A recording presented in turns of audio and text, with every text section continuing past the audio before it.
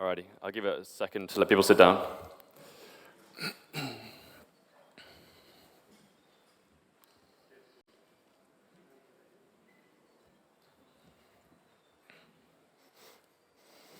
Alrighty, so thanks everyone for joining me today. The future of ETH staking is modular. We're going to look at, well, ETH staking's been around for a good few years now. So we're going to look at what the next generation of staking protocols are going to look like, specifically liquid staking. And we're now looking at the thank you slide, which is not right. Oh, you can see the entire presentation in reverse. OK, let's try again.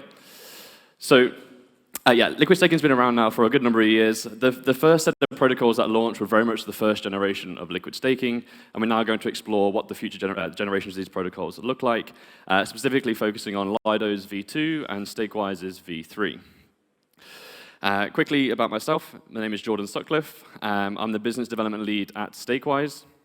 For those of you who are not familiar with Stakewise, we were one of the original liquid staking providers. We launched around the same time as Lido back in early 2021. We're just not quite as big as them. But we've been around for a good number of years now. So I don't mean to insult everyone's intelligence. I'm sure everyone knows what modular means, but I kind of felt it necessary to define it still. Something that's modular consists of separate parts that, when combined, form a complete whole. We see modularity all over the place in the real world. Computers are modular. Cars are built in a modular fashion. Those of you who are devs in the room, well, I'm sure you program in a modular fashion too. And lots of DeFi is already modular. I would argue that Maker, Yearn, these protocols are modular. But you've probably never thought about modularity when it comes to ETH staking or liquid staking. And the reason is because they don't really exist right now. This is a rather boring slide, but this is essentially a highly simplified architecture of what a liquid staking protocol looks like. You have what I call the core infrastructure, which is the smart contracts and the node operators. Historically, these staking protocols have been a single staking pool where all the assets get commingled together, and then you have a bunch of node operators staking the assets on their behalf. And whether these node operators are onboarded in a permissionless fashion or permissioned, it ultimately doesn't matter. The architecture is very similar and ultimately very standardized. We then have a token layer which sits on top. All the assets that get deposited into this pool are tokenized, and this is what gives people the ability to access their staked capital across DeFi. So where can we make this architecture? How can we make it modular? Well, let's quickly start with the token layer. We've seen a transition to very much the standard for liquid staking tokens, and that is single repricing tokens. There are lots of different tokenomics models out there. So Lido originally launched a rebalancing token, STETH, where every day the token price itself remains pegged one-to-one with ETH, but every day as it accrues staking rewards, the balance within your wallet increases. It's quite a nice UX, but the problem is that it's very difficult to integrate across DeFi. Like, developers hate the logic when it comes to these rebalancing tokens. And it's the reason why Lido had to launch wrapped staked ETH, the repricing token version for that token, for staked ETH. And that is why you see wrapped staked ETH on Uniswap, Balancer, etc., because they do not want to handle that rebalancing nature tokens. So this single repricing model is very much the easiest way to get your token integrated across the ecosystem. And because it's a single token, there's arguably reduced complexity there. It's very simple. Your token accrues in value as you earn staking yield. On our side, at Stakewise, we launched a dual token model when we first went live. We split the ETH staking principal with the rewards into separate tokens. It worked well technically in the sense that it provided the highest APY for our stakers, but fundamentally it adds a barrier to entry because there's just extra complexity there. So again, moving to this kind of single token model, which is what we're doing with Stakewise v3, is the simplest way to offer a staking token. I'd also argue that the most tax efficient is probably not the right word, but if you have a rebalancing token where every day you receive staking rewards and you get more of the token deposited into your wallet, is that a tax event? I don't know. I can't answer that. And so again, it's very simple. You buy token on day 1, you sell it at day 20. It's increased in price. It's very defined in the tax setting. And again, because it's a simple token, you only need liquidity for one token. It's simple and easy and the cheapest way. Remember that for liquid staking protocols, the liquidity part is the most expensive part. So the more you can simplify that, the better. What I'm getting at here is that token layer is very standardized. It doesn't mean you can't do funky things with it, like Frax is doing and stuff. That's a very expensive model to run, and it has extra complexity. But fundamentally, the cheapest, easiest way to run a liquid staking token is with a single repricing model. So there's not much room for change there, and not much room for innovation, I would argue. So that leaves us with that core infrastructure level where we should be adding the modularity and innovating. And this is exactly where we see Lido and ourselves changing our protocols. So looking at Lido first, Lido v2. So historically, Lido was a single permissioned staking pool that still exists on the far left that sits under ST-ETH. Adding node operators to that was quite a cumbersome process. And so what they introduced with v2 is what they call the staking router. And this is a way that streamlines the onboarding of new node operators or clusters of node operators in what they call modules. And so next to the permission set, you can have what effectively a fully permissionless node operator set, which they're calling the community module, where anybody can come in and become a node operator, again, while still sitting under the ST-ETH umbrella. You could also have like a DVT cluster. So DVT is distributed validator technology. Historically, it's been one validator is run by one node operator. DVT distributes that validator across multiple node operators. So you'll have maybe 3, 4 node operators running a single validator. Lots of benefits that come a part of that. But what I'm trying to get at here is that you can essentially plug and play any type of configuration, node configuration, under this single liquid staking token umbrella. For the case of Lido, the DAO needs to approve these new modules, and the DAO will also specify how big or how much stake they're able to take on. And in the case of permissionless modules, like the community module, there will be bonding in place. Essentially, node operators will have to post collateral to protect against malicious attacks. But as a staker, you still get the simple one-click staking. It's Lido that handles all the delegation across the different modules. For a user, you simply just still swap from ETH to ST-ETH. On our side, whilst I appreciate the architecture looks incredibly similar to the previous slides, the way these protocols work are actually very different. On our side, again, historically, we are this legacy pool here is our current staking pool, the permissioned node operator set.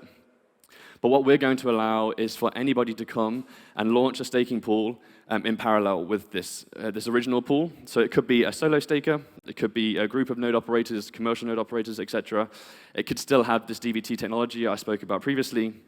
But essentially, the opportunities are endless of whatever these staking configurations can look like, all whilst under a single liquid staking token. For us, the vaults layer or the staking pools layer is essentially a white label liquid staking service. Anybody can come in, create their staking pool, offer staking as a service, and their users will be able to stake and get access to OS ETH. We're essentially giving anybody the building blocks to create their own solution, and this vaults layer is fully automated. They handle ETH delegations of any size, they handle the pooling of assets, the creation of validators, they handle the fees for the vault, and they're highly customized. You can basically configure these vaults however you want to. And so on V3 specifically, we do not have any collateral requirements, whereas Lido does. We do not. We're essentially creating a completely free and open marketplace for anybody to create their own staking solution. And we're essentially going to let market forces decide how much collateral is required within this system. We as a protocol can't say, you're an anonymous solo staker, you need to post X amount of collateral. We will let the market handle that. The important part, though, is that you still need some over-collateralization. On Lido's side, they always mint ST-ETH one-to-one with ETH. And so there's no baked-in protection there on the ST-ETH token. On our side, we have this OS ETH layer, which is over-collateralized. What this means is that if you stake into one of these vaults or staking pools, let's say I stake 10 Ether with this solo staker, I will continue earning the 10 Ethers worth of staking rewards, but I'll only be able to mint, let's say, 9 OS ETH. So you get a slight drop in capital efficiency on what is liquid, but fundamentally, this is a really important part of the protocol, because if we allowed everybody to mint OS ETH one-to-one with stake deposits, then essentially this entire ecosystem, which by design is modular and isolated, becomes interconnected. And so that over-collateralization is a really important part. And for stakers, you still have that simple one-click stake option, which is super important. You can go from Ether into OS ETH. Because it's over-collateralized, it has inbuilt slashing protection. It accrues the yield from what will be a highly diversified set of node operators. And so it's a very high-quality LST token to hold. But we also offer a slightly more advanced staking option, which is where you enter the Stakewise marketplace. You can see all of these staking pools, and you can cherry-pick which node operators you want to stake with. Maybe you want to stake with solo stakers, or those running DVT, or those running in certain jurisdictions and locations. You can essentially come in, specify who stakes your capital, stake with them, and then still access OS ETH, the liquid staking token. So this modularity also adds extra functionality. We're going to allow solo stakers to mint a liquid staking token against their own node. So historically, these home stakers have to make a choice. Do they want to liquid stake, or do they want to stake at home? We're removing that decision. You can do both. The way this would look like is a solo staker can come to Stakewise, create their own staking pool, where they are the node operator. They maintain full control of that staking pool, full control of their node. But because they deposit through that staking pool within the Stakewise ecosystem, they can access OS ETH. And we're really hoping this is going to be a mechanism to attract and help decentralize the ecosystem and to attract more people to solo stake and stake from home. The other side of this modular architecture is that for regulated capital, it's a great way to segregate this capital. So for example, let's say you're a centralized exchange and you want to protect or put all of the assets from your US retail clients into a single staking pool, and then you have all the other assets in a different pool. You can do that. You can effectively segregate the capital within your solution however you want. And so this is becoming a very popular model with both retail and institutional regulated staking. So what does this mean? Well, the plug-and-play nature of modularity allows for the fast expansion of adding node operators. It is a great way to help diversify the node operator set and decentralize the networks. And I'd also argue it's a great place to experiment as well.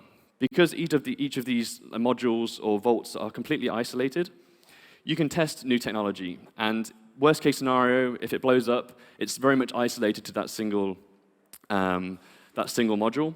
So and because of that nature, it just reduced the risk across the whole network itself. The other thing as well, and I really hope this modularity can help improve the health of the ecosystem.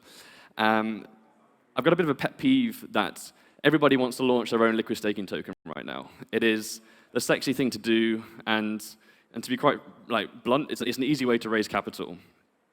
The problem is that a lot of these liquid staking protocols that are coming to market, the majority or a lot of their capital that they've raised is going to have to go towards funding the liquidity for that liquid staking token. What's truly important, though, is that we prioritize the funding and development of that core infrastructure. At the end of the day, our goal is to make sure we can distribute ETH across as many node operators as possible in as safe a manner as possible. And that comes from that core infrastructure. And so by having a modular protocol where anybody can come in and plug into a single liquid staking token, they can focus all the capital they've raised into actually helping the health of the ecosystem and distributing Ether in as safe a manner as possible. And DVT is a great example of that. So to kind of wrap it up here, not only does this modular architecture improve on the previous or the current architectures by improving decentralization, by adding more node operators, it also can help focus investment on the core infrastructure level. It also adds extra functionality. As I mentioned before, the liquid solo staking, the staking of regulated capital, it really is a win-win in moving from those historic single pool protocols into this modular design. And that's everything. 5 minutes. Right, I can take any questions on stage. I'll also be around afterwards I'll stick around afterwards for any other questions. Thank you.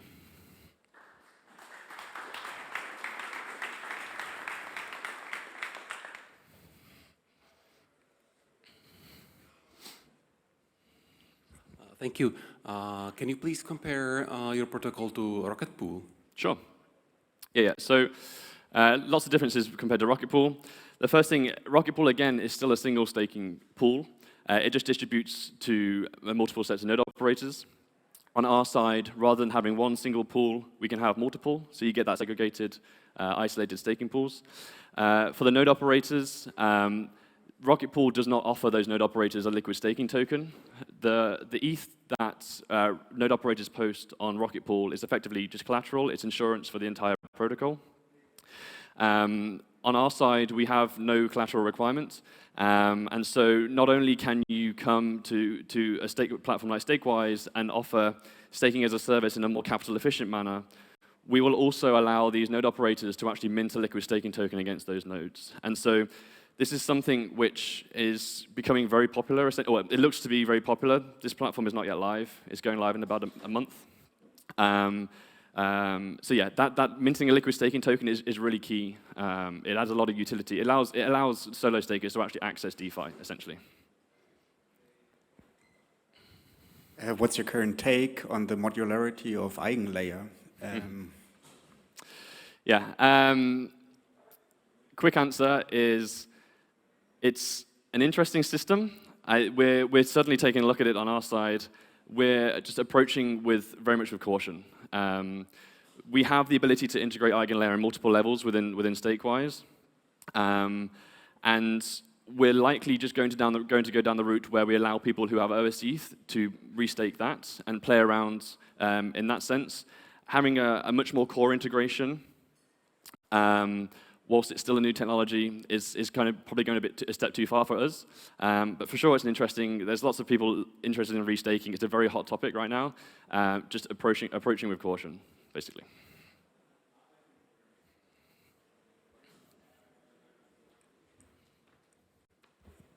Thank you for the panel. How do you plan to provide value to holders of Stakewise governance token through all these features that you're going to be launching? Mm-hmm.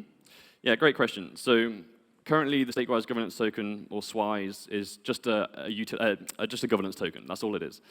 What we're planning to do, though, with Stakewise v3 is to add extra utility for that token. What we will allow people to do is to stake, or in a permissionless fashion, anyone can stake their SWISE into a staking pool to provide insurance as like a junior tranche for that staking pool. In return, they will receive a percentage distribution of the protocol fees to that SWISE. So we're adding SWISE essentially as a collateral asset within the protocol, both for node operators, but also for anybody to harness and receive the protocol fees. That's great. And when are you expected to be launching this? Around? Sure. So our final round of audits is going live in the next week or two, and it's truly dependent on how long that takes. Fingers crossed. We're looking. It's hard to say. Audits can take 4 weeks, 6 weeks. So yeah. Okay, we're out of time, but thank you very much. Awesome. Yeah. Thanks, guys.